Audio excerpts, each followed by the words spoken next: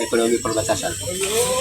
Kalau ekonomi perbatasan itu sebenarnya ya kalau kita lihat dari segi perkembangan ya drastis minim kan, drastis menurun kan.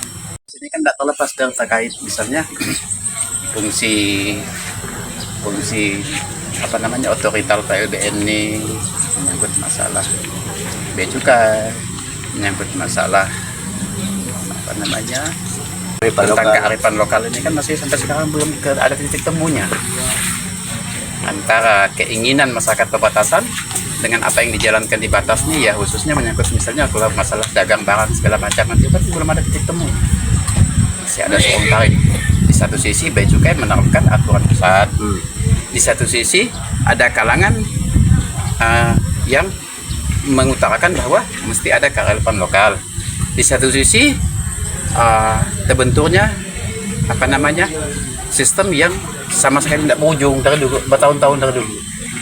Misalnya seperti momen mau hari besar, mau dekat Natal, dekat Lebaran itu kan masih ada hambatan-hambatan yang tidak ada yang berani memberi kebijakan supaya ekonomi bisa berjalan meskipun tidak rutin. Harapan ke depan.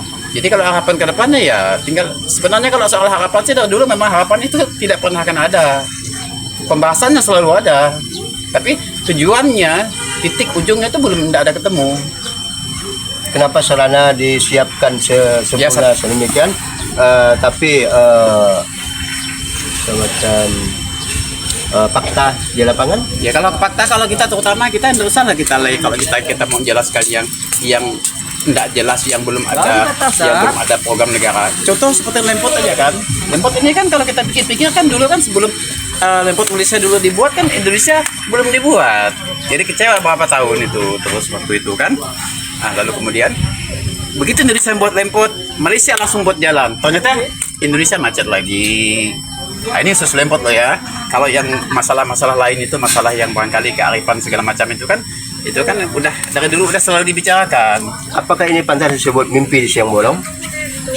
Ya kalau dibilang mimpi di siang bolong memang yang ini batas ini kan bukan satu generasi satu hari. Ini kan sudah puluhan tahun.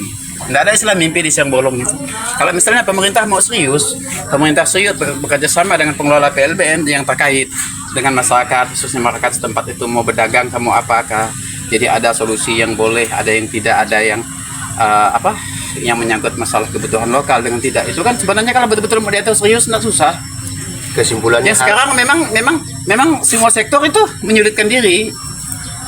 Ini kalau kita perhatikan kesimpulannya harapan yang menggantung ya. Nah, lalu harapan yang menggantung ya dikira harapan menggantung juga lah. Karena di batas ini kan yang masalahnya kan macam Pasar Baru contohnya kan. Pasar Baru itu kan kalau negara mau menyadari itu udah rugi negara. Negara sudah rugi miliaran itu. Tapi siapa yang disalahkan? Ya masyarakat di situ berharap di situ tempat untuk perputaran ekonomi perbatasan. Tapi di satu sisi lain kan harus ada yang bergerak, harus ada yang berusaha, harus yang ada betul-betul ngelihat bahwa ini fasilitas yang sudah negara siapkan.